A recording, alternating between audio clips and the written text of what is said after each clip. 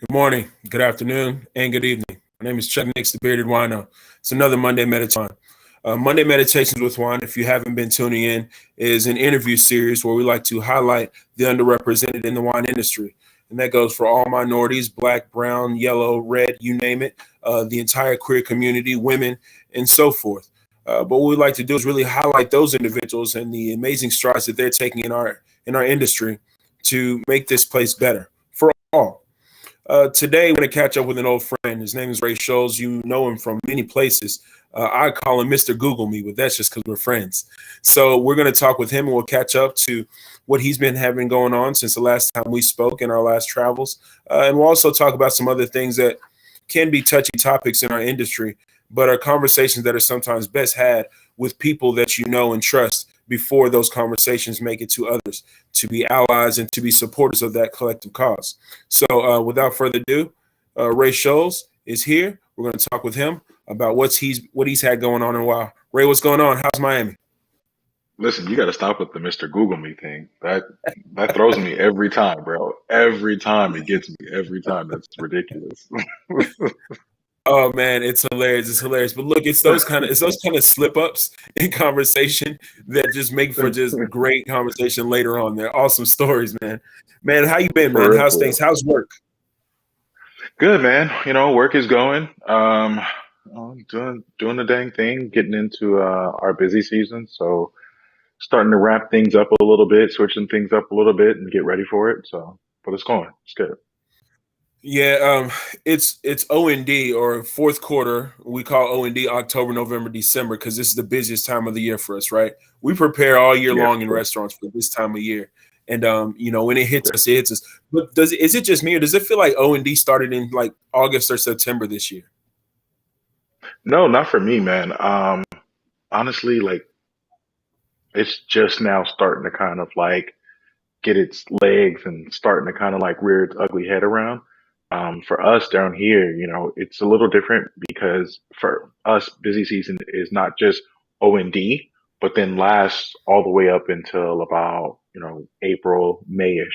And then it dies down for the summer. And that's just because we get the snowbirds that come down from like Canada and from the Northeast, so of the States. So, Oh, it's nice in Miami. Business goes a long time.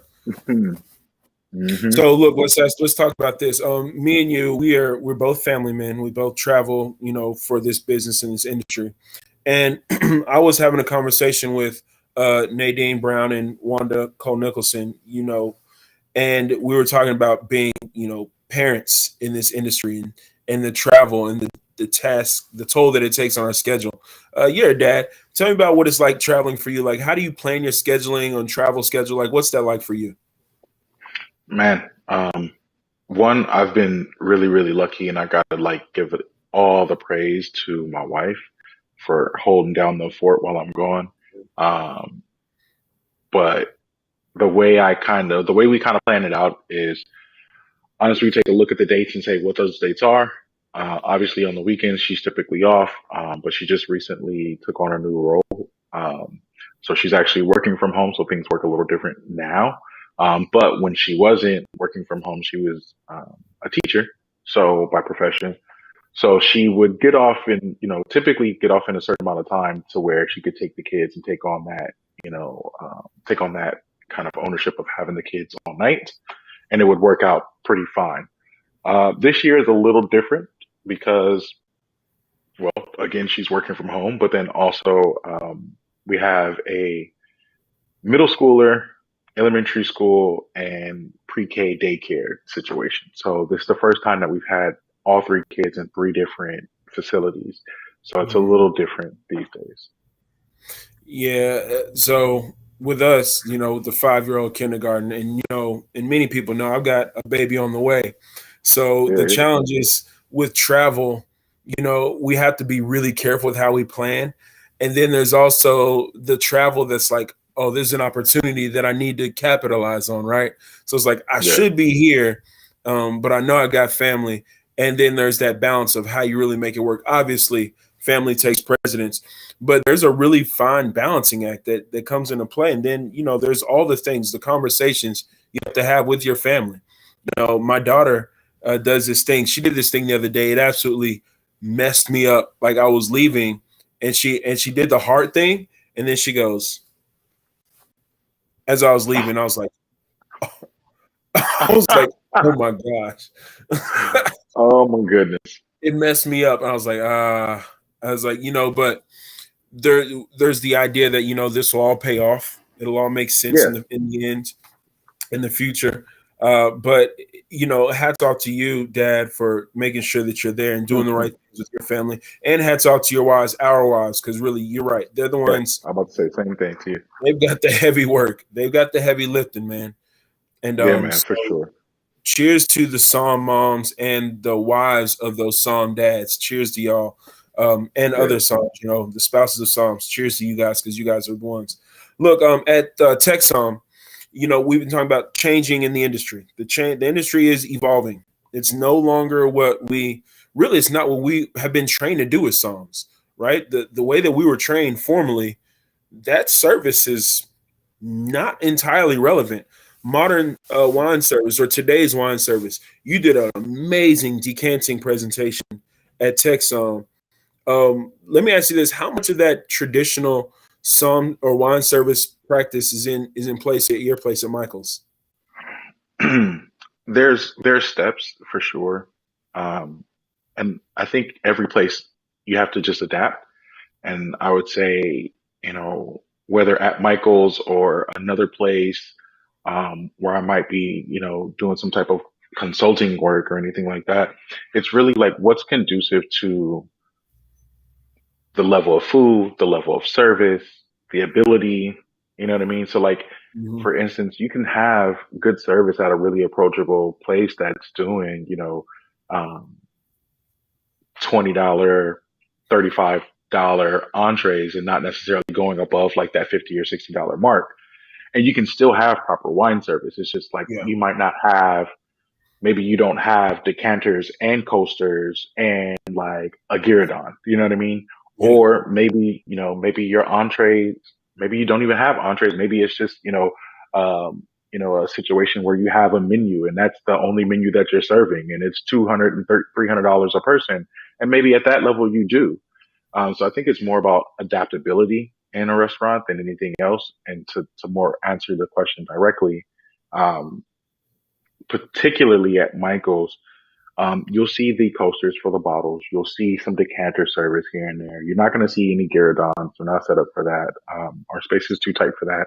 And then also, like, that takes up way too much space too. I mean, imagine someone who is in a wheelchair who wants to, go somewhere and you're in the middle of the walkway with a Gyrodon. Like, come on. And I also don't think it's really that necessary. I like that romanticism of service in that way, yeah. but it serves a purpose and has a time and a place. I mean, but at Michael's, yeah. So like, yeah, I'll decant wine. Sometimes I'll just take it to the back and decant it if, there's no space on the table because, everything kind of comes out as it's ready, at the restaurant. So, sometimes the table is full and I don't want to get in people's way. I'm like, listen, I'm gonna take this to the back, get this done for you, bring it right back out for you, and then we'll go ahead and enjoy. And people appreciate that too. So, at the end of the day, it's all about service and being of service to the guests. So whatever is going to make them more comfortable and their dining experience more comfortable, that's what you got to go with. You said a couple of really important things there. First thing is making the guests comfortable and what's going to make them comfortable, right? We have to read our Yep. people. We have to know if they're not okay with, you taking the bottle away to proof the bottle or to decant it, then don't take it away. And you just make do with Yeah. the situation. It's the guest. Overall, it's the guest. And then there's the idea. I remember I was at a restaurant and I was new in the position and I was taking over the program. And I knew that this place had a lot of potential. And we were doing some of the old school stuff, right? We were doing, bananas flambe at the table side. They were still doing Caesar salads in the bowl. Like they had a lot of old school things happening. And in my brain, Yeah. I'm like, why don't we have a Gyrodon? Like, where's the cart? So I was like, yo, we Yeah. need to do this. And it would not work. There were a couple of things that were challenges. There were the people that were there. The servers weren't going to be trained to it. I could train them to it, but the challenge that we would have had to get there, right? And secondly, Right. the dining room didn't fit it, right? Your dining room's got to fit having a Yep. Gyrodon going down the aisles. And understanding like the talks that we had at Texon, the talks that we're constantly having with like Yannick and everyone else about today's service being, modernized, but still maintain the integrity of what we do as Psalms. It's super key. And you're right. It's all about adaptability to the place and comfortability of the guest. Let's talk about this just a little bit. Comfortability of the guest. Do you find now Michael's is fine dining, correct? The food is fine dining as far as technicality and the way it's presented, yes, but it's also approachable. So it straddles that fence. And so I'm finding this. I'm not going to say it's a new sector, but I'm seeing a lot more of like casual high end, right? Yeah, Where yeah, the food is high end, the wine is high end, and the product is that, but the atmosphere is relaxed and casual, right? Um, yeah. are you finding people that aren't really wanting to go through the whole, you know, 1-2 with the wine? They're like, yo, just open it up and put it in a glass. Are you seeing that Yeah, for more sure. now?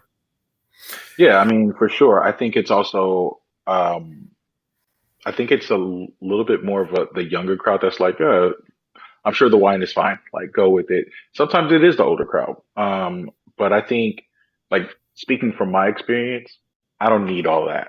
Like, I don't care where I'm at. Like, cool, taste me on the wine, but I don't need you to go and do all the ladies and then come back around the table and do all the men, or to do the special occasion first, or whoever's celebrating, and then do all the women, and then you've gone around the table 3 times just to pour for like 4 people or 5 people.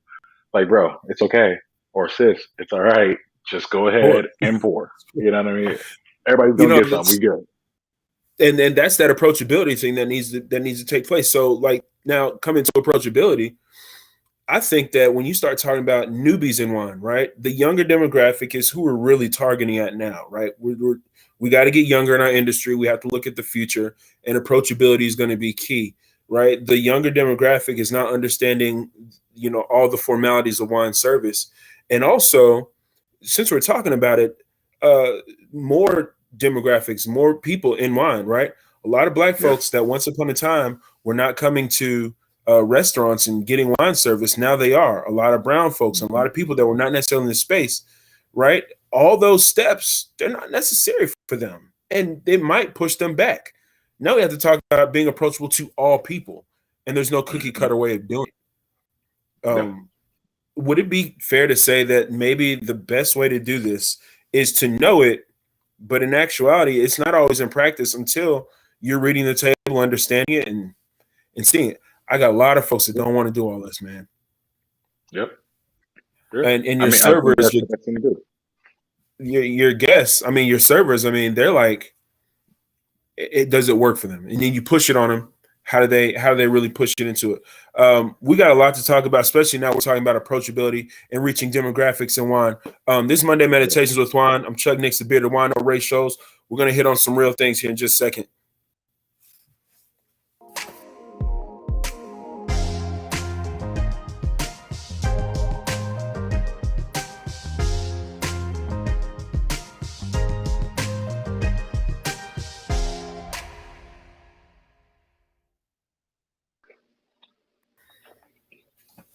Look, Ray, I was just watching a podcast with Jason Wise and Elaine Chacon Brown. Indigenous Peoples Day just passed. I don't know if you got a chance to catch that cast, that Yeah. episode. No, I Um, didn't.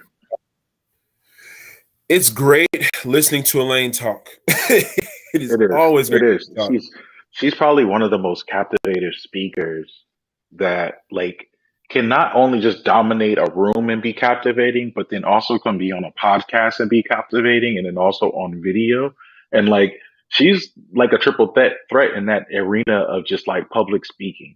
And I aspire to be like her because like I don't video, oh, cool, in person cool, but podcast I don't know how I do on podcasts. I don't Oh no, your sound, bro. I heard you on a few podcasts. I definitely heard you know. on the Gil Tom podcast, shutting it down with the blind tasting. I mean, shut it down. I was like, this is No, I impressive. appreciate I it. was like, I Thank you, gotta man. step I it up. appreciate that. um, and then like on the Swirly podcast, what Yeah, an entertaining show, right? With the ladies there and yourself talking yeah, about things.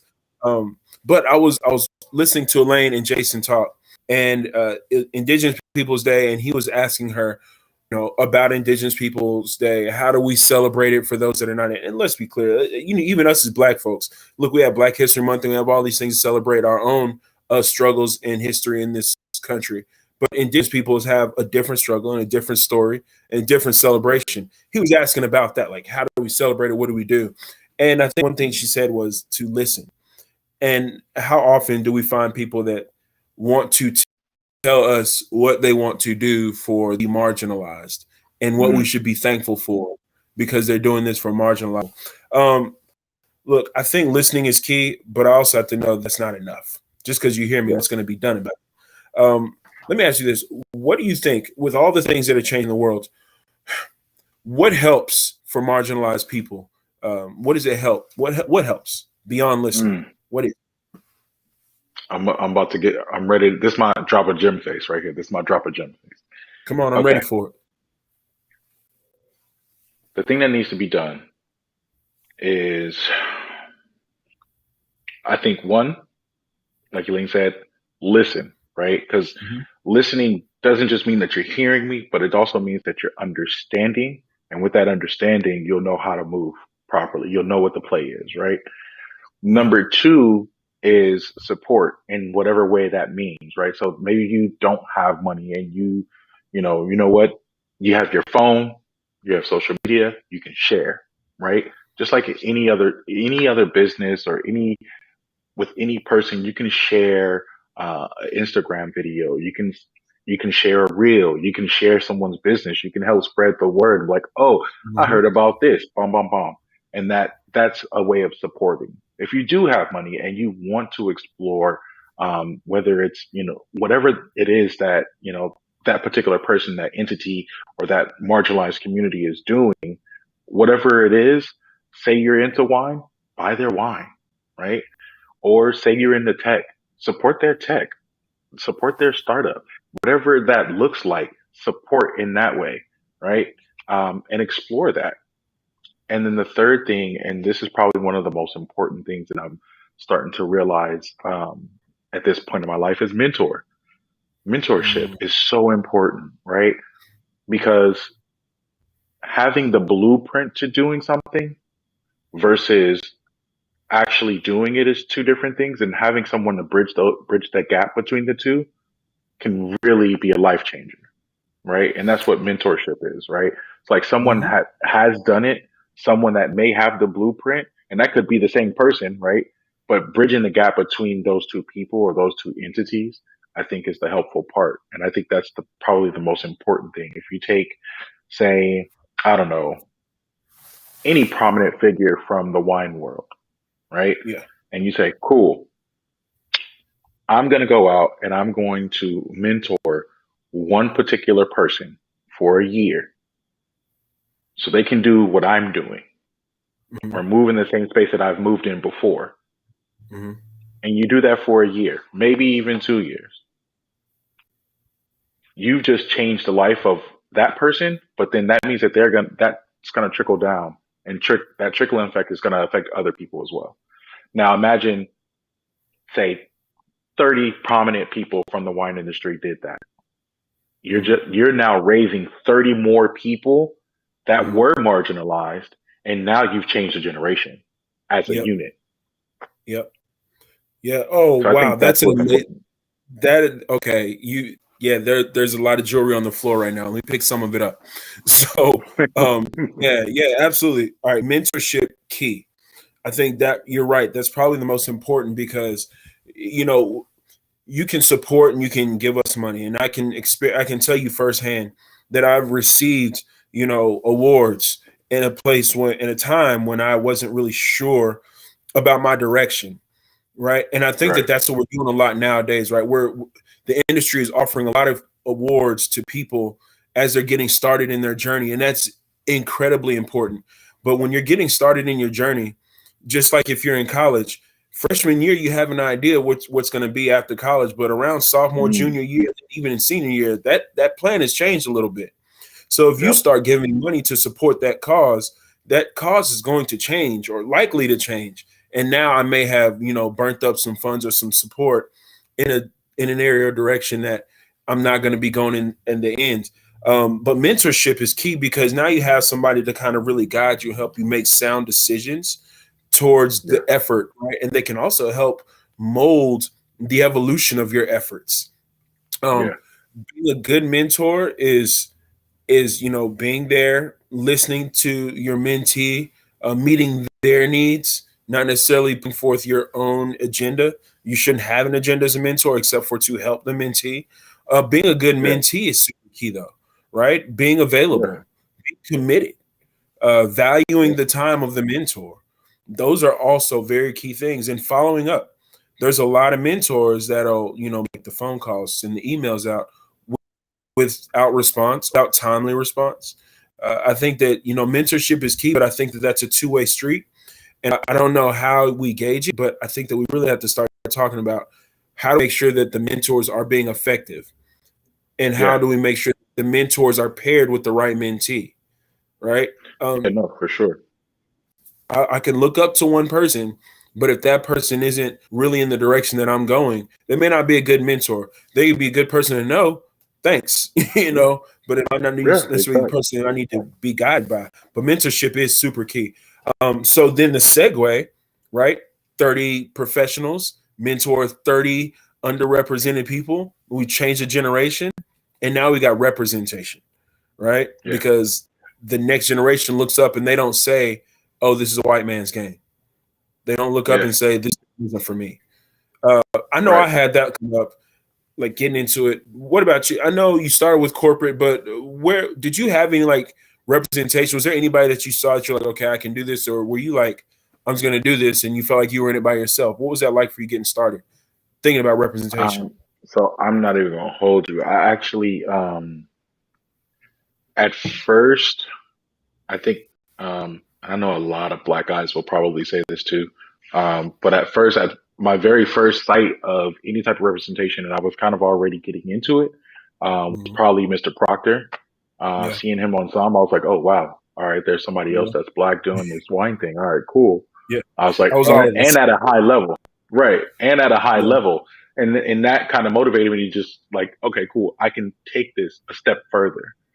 And yeah. so that kind of pushed me to go a step further. And then after that, and it also kind of gave me the blueprint because I'm a really good listener, right?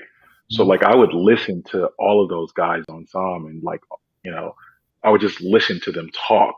I'm like, okay. And you kind of like find that assimilation of like, all right, cool. So that's what that means. And I associate this with that, whatever. Boom. But then I moved to Houston. Um, and then this is the big one. My boy Buffington. On Instagram, he's called Dr. Buffington. He now lives in Australia, if I'm not mistaken. We haven't talked in a while. But he is, I believe he's an MS candidate now. I think he has his advance. I think he's looking to do his MS now.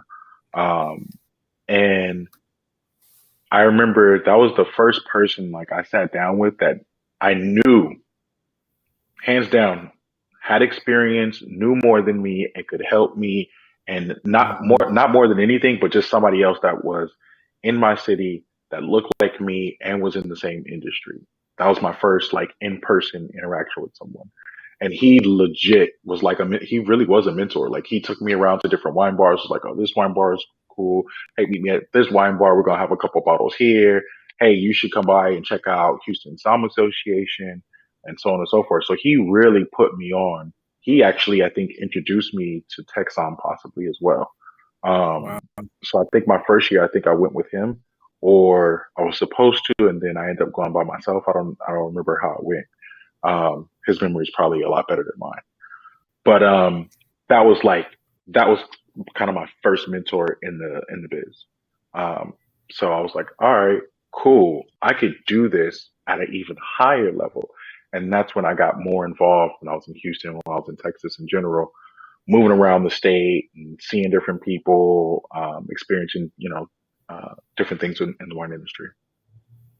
That's and those kind of stories where representation took place and spawned the career or further the rest the career of somebody who had everything it took. You had the je ne sais quoi, right? You had the personality, you had wits and all the things. No, and but really though, think about Yeah, this. There's a lot of kids that want to play ball, but they really can't dribble. There's a lot of kids that want to do things, but they literally do not have the skill or the ability to do it, the ability to develop yeah, the skill. And I'm not saying that it can't be developed. In some cases, harder than others, but you had it, right? You clearly yeah. have it. I think our industry knows it. It's I apparent, appreciate that. and and well, that's why we talk, right? And look, I look to you. I look to you as a colleague and a friend, and in a lot of ways, you mentor me in some things because you've seen some situations that I haven't seen. So I really look at you and your experiences, and I'm like, okay, cool. Not necessarily to follow the blueprint, but really more like, Yeah, okay, cool. I see what he did there, and then let me apply it to what I'm doing here and make yeah, moves. yeah. And then Oh, and there's the vice versa. community. Don't get it twisted. It goes both ways here. Yeah. Well, and so that's community, right?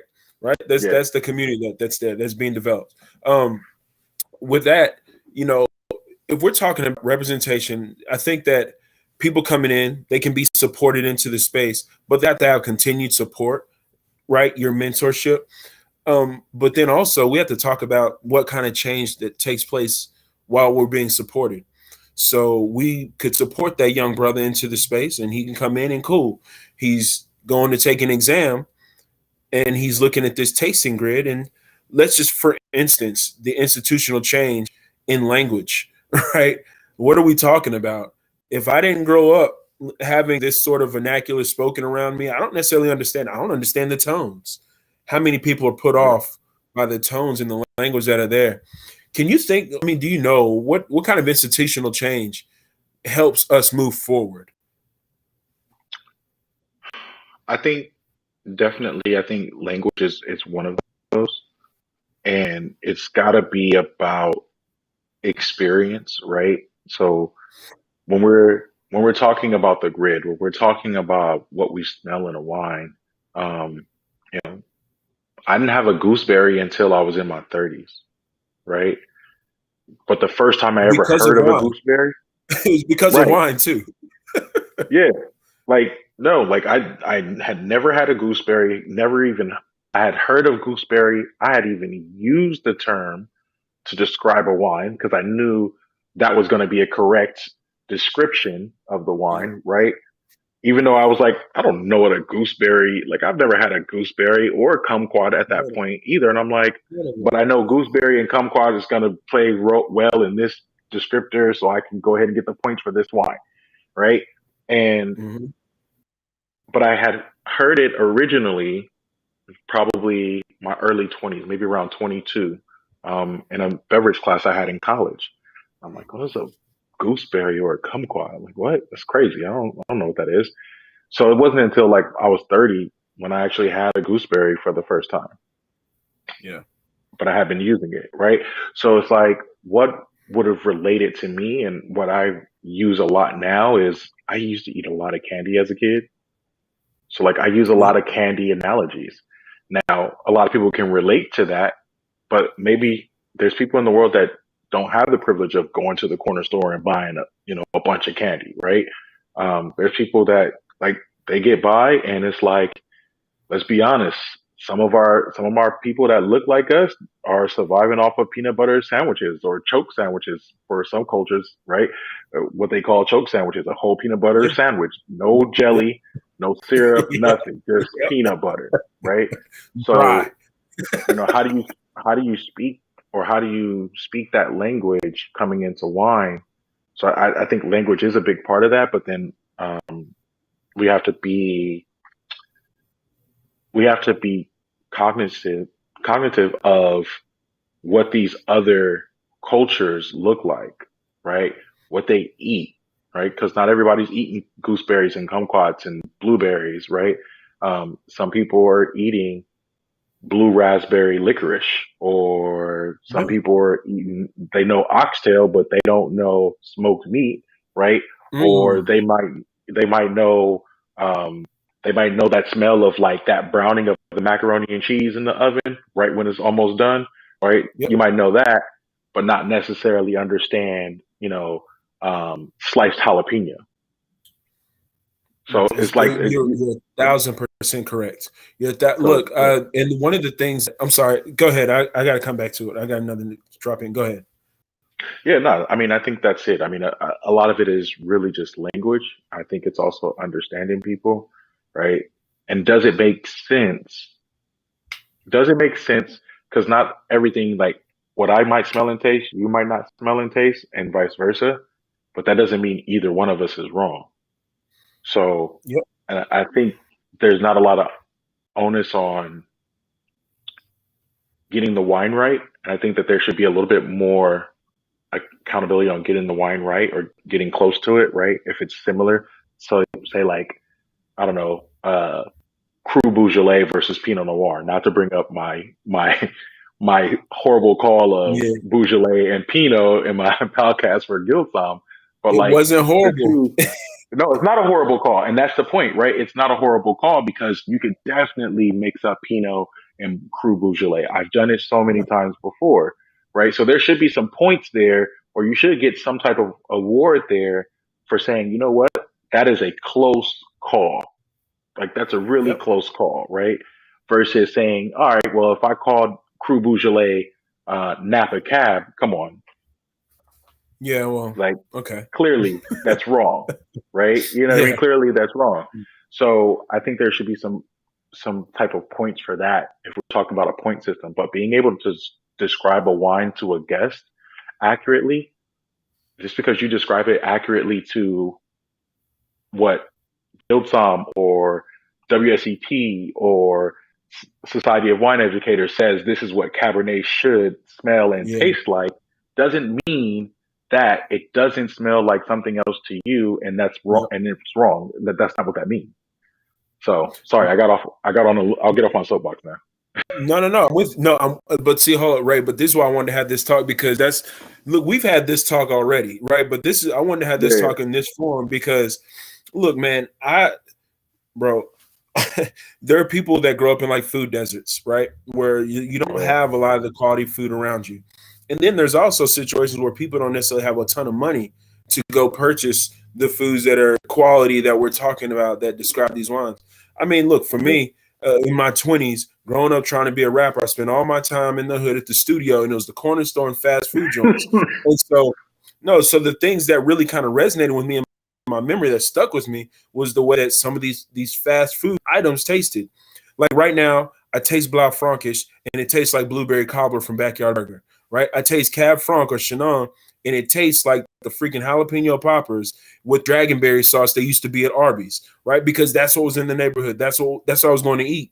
So now when I Right. drink this wine, it reminds me of those things. So now what I have to do, right, code switch because we have to assimilate. Right, so I have to say, Mm, okay, if I was going to describe jalapeno poppers in dragonberry sauce, how would I say this? I would say, oh, red berry and green bell pepper or jalapeno, vegetal and mountain berry, right? Like I have to start saying these yeah, things yeah, to make it make sense to somebody else, right? And that's also what I mean by that certain something, that je ne sais quoi, that understanding another culture and being able to yeah. communicate yours to another side.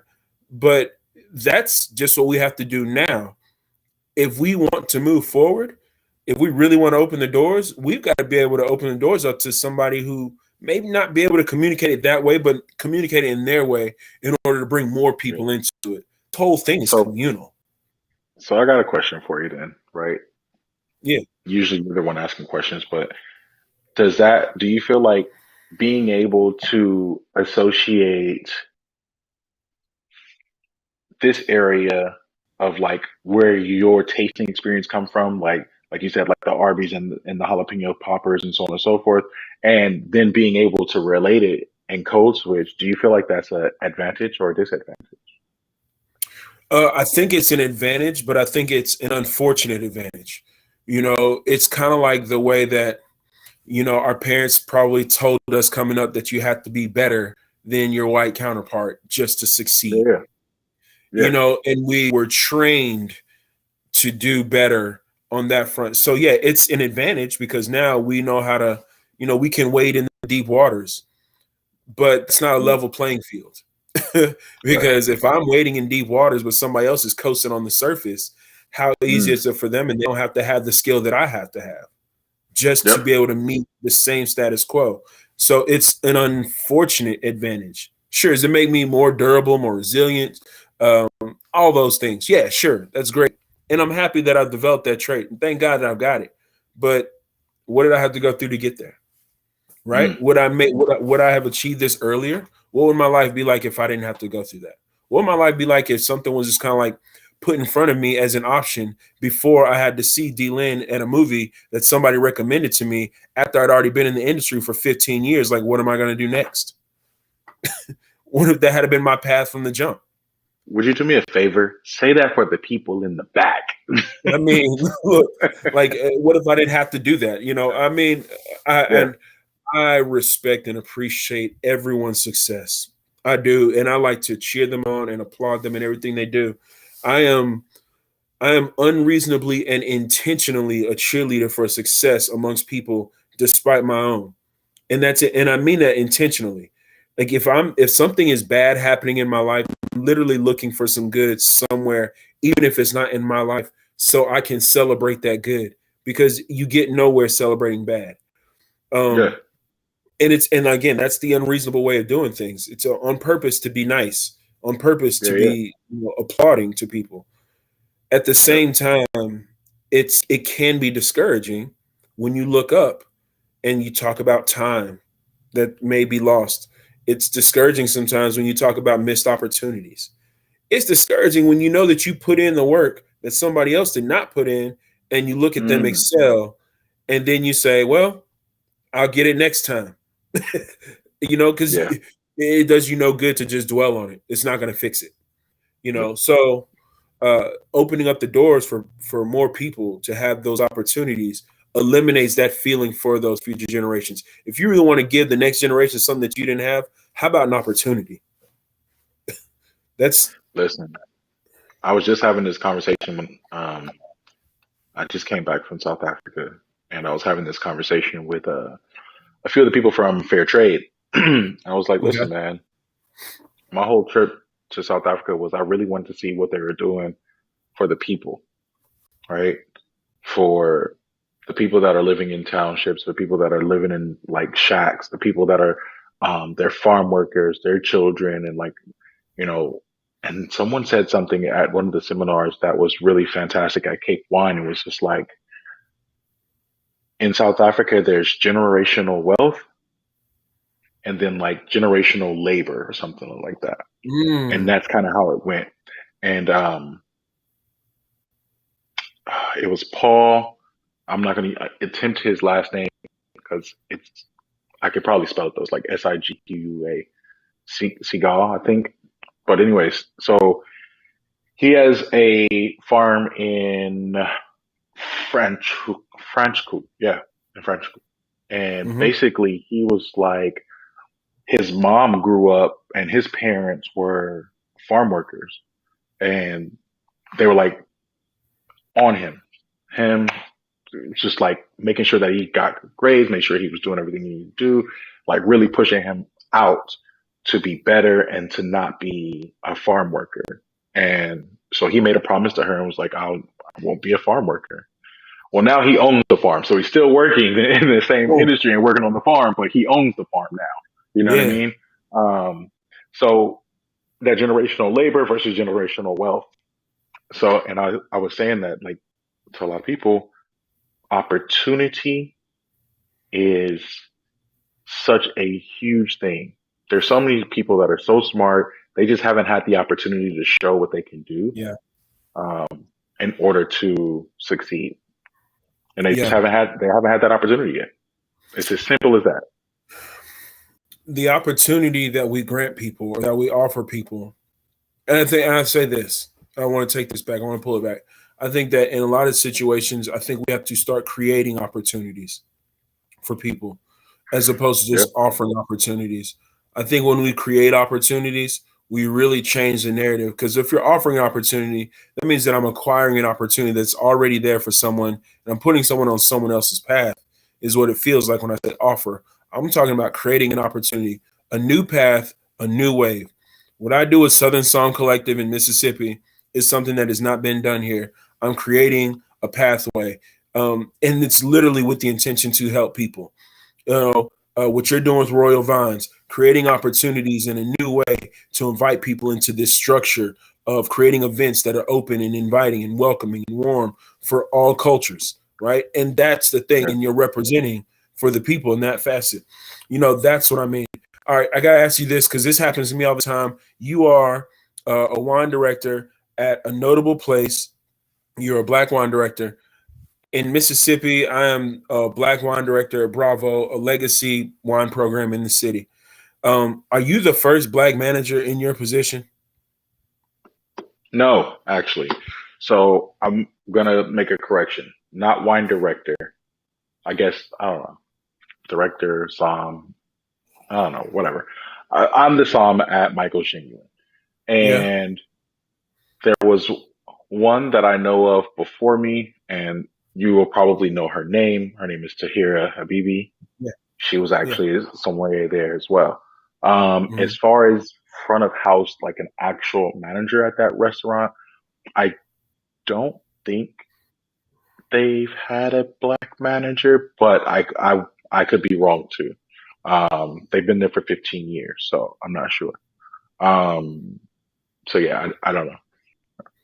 But So, what I can yeah, tell you though, sorry, what I can tell you though is I had this guy. He just got. He's in the process of getting promoted to a server from a food runner. He's been there for a few years, for a while, and he's climbed his way up to the top. And he told me the other day, he was like, seeing you here at this mm, restaurant and doing what you do, it was like made me want more. It made me yep. realize I could do more. And I was like, I guess I'm done here. I mean, what else is there to do? I'm like, You're there's here to not many. inspire people, man. You're doing it. I mean, there's not that many black people that work in the front of the house there. So it's like, Right. the one or two guys that there are both like, yo, I want to do more. I want to serve. I want to bartend. I want to psalm, whatever the case might be. So I'm just like, all right, let's do it. Let's go. Y'all belong to me now. As soon as you get on the floor, you belong to me. Look, in our business, look, I don't know that there's a restaurant where there have been more than, I couldn't count on one hand more black people in the front of house at a time, at a time, right? Yeah, There'll be, or in the same department, right? I don't know if I've ever been in a situation where there were like more than 5 black servers or more than 5 black bartenders, right? I don't know that I've yeah, ever seen that. And yeah, that's always a lower percentage, right, of people that are working in that department. And if I do ever see that, then the business is dubbed or typed as the black-owned business, where it's predominantly yep, black clientele and everybody else is black as well, and there's just more yep, black people everywhere. yep, I ain't got nothing wrong with a black business. I don't see nothing wrong with it. I nope, think that when you have a black business, you miss out on the majority of the money and finances in the business that could be walking in your door because we're still a minority. You know, even if you're in a black yep, neighborhood, sure, you got the majority of the demographic in the neighborhood, but people in your neighborhood aren't who you're shooting at. You got to be talking about the rest of the city, the town, the state, wherever you are. So I think that you miss out when you marginalize your business and type it as such. For me, and it feels like so. This happens to me more often than not, and maybe it's just the states that I've been working in, Tennessee and Mississippi. I'll get into a position where I'm the psalm or the wine director or whoever in place, and I hear this more than once. Man, you're the first black manager in this position. You're the first black man in this position, and like they say it like it's a compliment. But to me, it feels like that compliment. That's you speak so well. You're pretty for mm, a dark girl. It feels like that backhanded compliment. Like, oh, you're the first black guy in yeah, this. It's like, yeah, okay, I don't know that I'm exactly making history here. So why are we yeah, acknowledging that of it? You know, right. um, but to that point, the Because the it's question. important to that person, though. Like, don't Oh, discount that, though, I'm not. because It it's just usually important to don't that come from person. black people, though, right? Oh, okay, all right, It don't gotcha. usually come from black folks. It comes Now, from now I get it. Okay. yeah, and look, and while I I appreciate them acknowledging, right? I appreciate the position. I'm not in any way saying, oh man, I don't want this position now. I don't want to be the only black dude doing this. You only want me here because I'm black. I'm not saying that. What I'm saying is, and I know I'm here on merit. I believe I'm here on merit. I just feel like you acknowledging that though. You acknowledging me speaking well. You acknowledging a woman pretty for a black girl, right? When you acknowledge that backhanded compliment, it's kind of like, Right. what are we doing here? What are you doing? But to that, right? We got to talk about that diverse representation in place. Do you think it's important to recognize the blackness of a person based on their position, or should it just be about merit? No, I think merit. I mean, I think it's tough. I think it's important to understand that they are black, right? But I don't think that it's important for you to have to acknowledge it, right? I think just alone on merit is just fine. And I was having this conversation about black-owned brands again while at Cake Wine, and I was just like, I think it's really important that we understand that you don't build a wine brand based on the major factor or any brand or anything based on the fact that it's black owned. Like it has to be good, right? And that's it. Mm, It has to be once it's good or once you're good at it, then you can go ahead and you can basically go ahead and just have that merit of it being good and being great. And then the feature is it's black owned. black The owned. feature is it's woman owned. The feature is X, Y, and Z or Yeah, yeah, LGBTQ owned or whatever, Latin X owned, whatever it might be. yeah. No, I'm with you. All right. So I got a good friend of mine. You know him, but I'll let him speak for himself on this. But this is what he says. He says that you know the day that we stop acknowledging our blackness in our successes is the day that it stops being a thing. We don't have to talk about black owned businesses or black people making strides. He said we got to stop talking about the first black manager or the first black person to do this or the first queer person to do that. We got to stop talking about it. Oh, you did it. Congratulations. What's next? Move on. Once we get to that point, then we can really eliminate the whole why that feeling of why you acknowledging my blackness.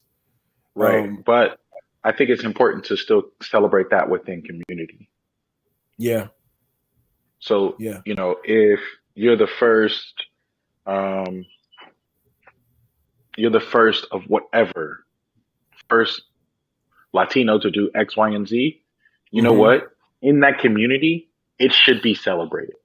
yep, I think within your family and within your inner community, like I feel like that should be celebrated in that space. But I don't mm, think that the rest of the world necessarily needs to celebrate that. I don't, if you invite them to celebrate, great, wonderful.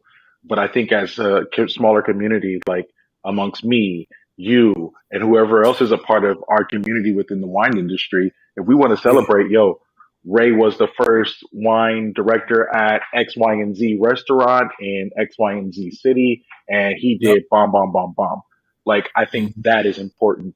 I think you give that person their roses, right? And you celebrate that person in that way. But I don't think that necessarily the outside world needs to acknowledge all of these first and all of these like things.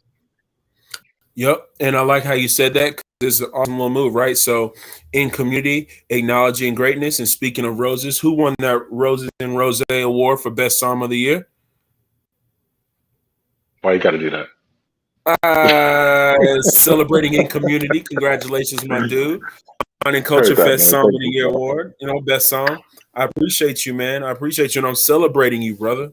That's it right there. I Look, appreciate we that. got a lot more to talk about because we got to get into the fun part of it. Ray, last time on the hot five, you had the best answer for the first question of who you would like to drink a bottle of wine with. So we're gonna see if you can get a better Ooh, answer because you can't do the same answer. Do you remember your answer? I don't. You I said you wanted don't. to drink with yourself in 20 years. Oh yeah, yeah. I remember that answer. That That was was a good quality. one. Yeah.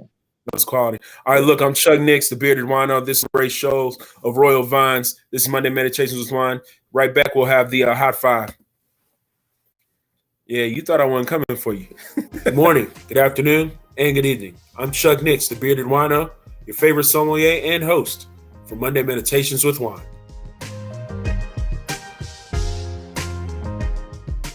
Thank y'all. This is amazing. Never experienced anything like this. Can't wait to experience it again.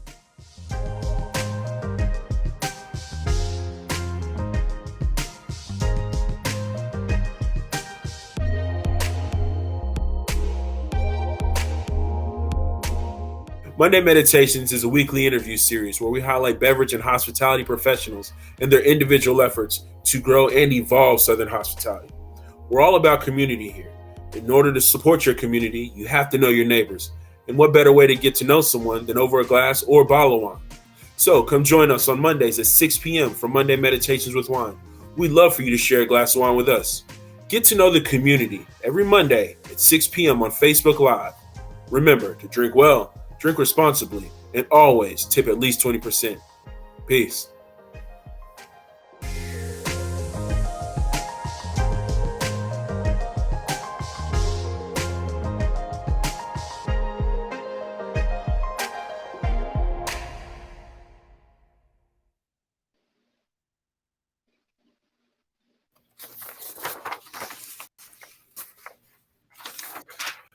All right, man.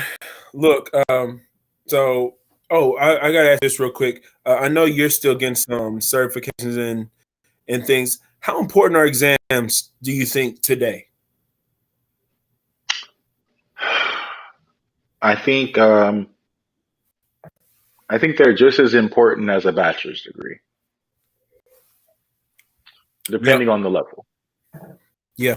Yeah. I'm with you on that. Like you can still do amazing things with or without it, but Yeah, sometimes that validation. One a mentor of mine said, Chuck, sometimes I wanted to get my advanced certification just so I didn't have to have a pissing contest with the next man. I didn't want to do that. I just want to say, hey, look, I did this. I know.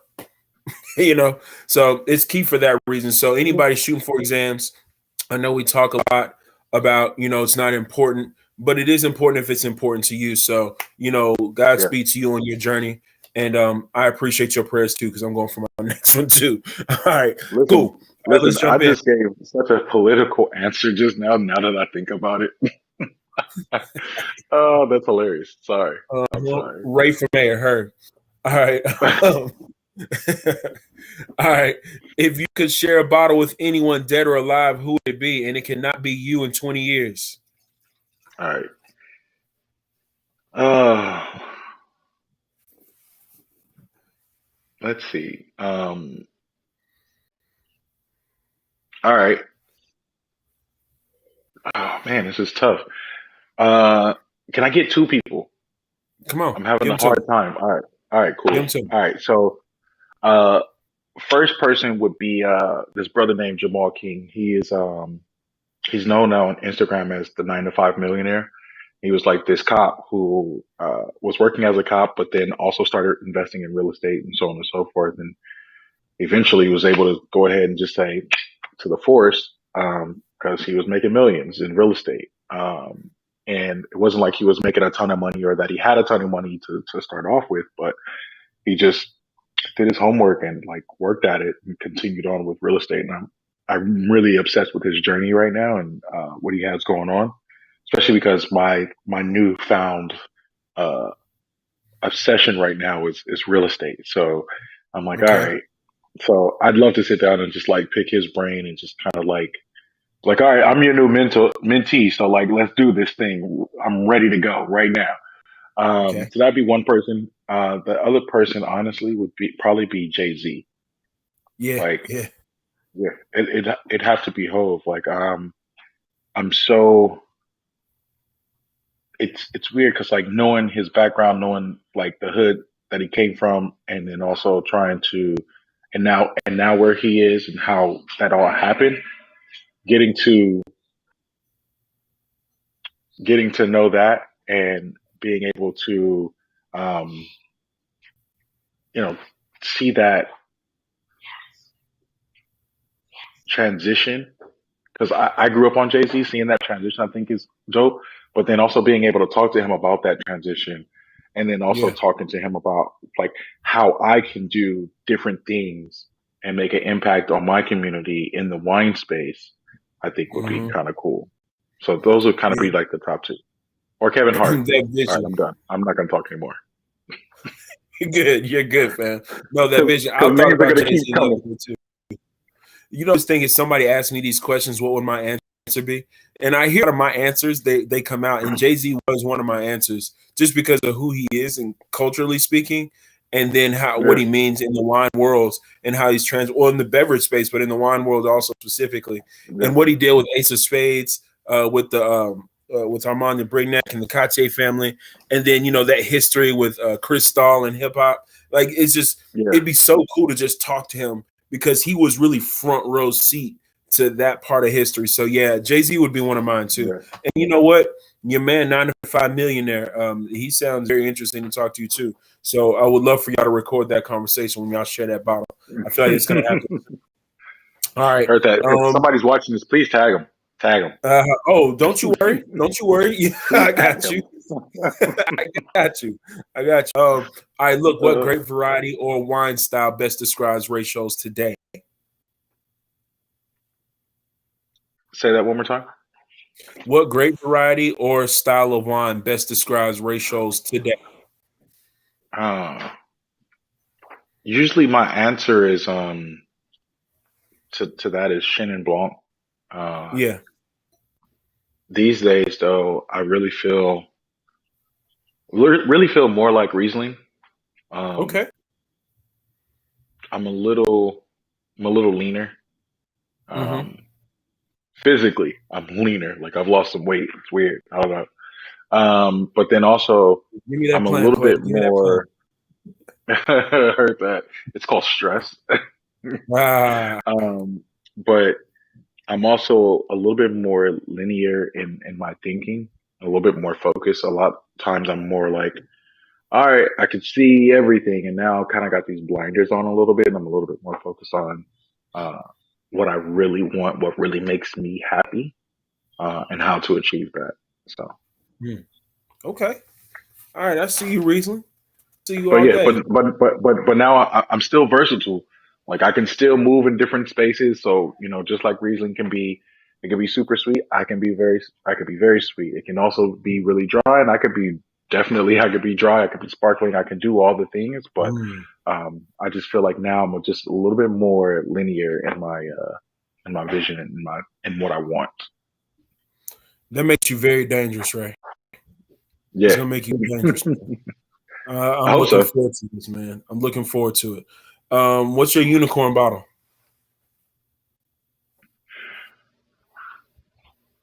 Unicorn bottle.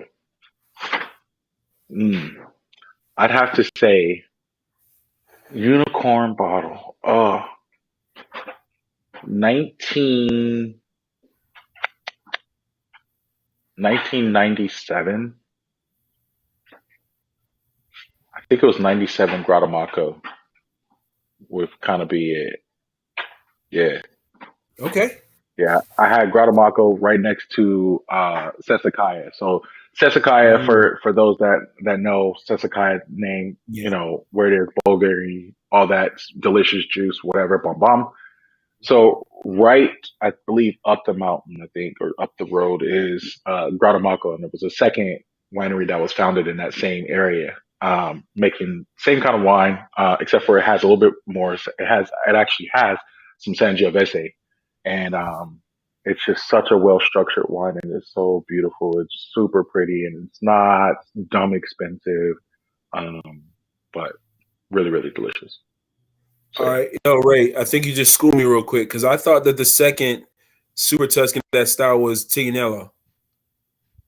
Mm-mm. So you have I think it was Sesakaya, and then in that area, the same one that was founded next was Guatemaco, and then after Guatemaco was It's another big name though, and I can't think of it right now. Oh, I wish I had the information in front of me right now. And it wasn't But Antonori family. I don't think it was Antonori family. I'd have to double check though, to be honest with you. I have Okay. to double check. But Okay. yeah. Yeah. All right. Yeah, a lot of Wine people geeks. don't know about Grotamaco, but it's No, fire. I was going to tell you to school me real quick, and I'm happy that you did because no, you're right. We don't. So, wine geeks that are watching, we got some information now that we got to go ahead and fact check ourselves and everything else. Get the research done. So, go to Yeah. your books, get on your websites. Now you know super Tuscan information. Appreciate that, Ray. This is why we do Monday meditations with wine. If you don't know, now you know. This is why. Really, Yeah, really. man. All right, man. $20. You got $20. You got to get a bottle of wine. Which bottle is it going to be? Mm. $20. I'm about to go get a bottle of wine. Mm. Man, that's tough. Listen, who do I pick up for $20? I'm trying to look around right now. Who I got here? I was gonna say you Ugh, got like three of them behind you. I know, right? I know. It's just about fitting into that $20 price point. Yeah. um, Brandon's wines don't fit in anymore. nope. Mm-mm, nope. I was definitely gonna be like, you know what? What y'all need to do is go ahead, shameless plug. I need to go ahead and get this wine. This is supporting the Roots Fund. This is the Roots Fund wine. This is um, Equilibri, and it's super dope. 2017 Graciano's, 35%, 32% Garnacha, 15% Zinfandel, and then 15% Tempranillo from Lodi. Super delicious wine. I'm probably gonna crack this open here in just a bit, but really delicious What wine. a blend, though. But What a blend. yeah, yeah. So the scholars made some of the scholars went to the winery. They actually made the wine, and then one of our other scholars is an actual artist, and he actually designed the label for it. So it's literally the Roots Fund all over it and in it. So It's clean. let's see here.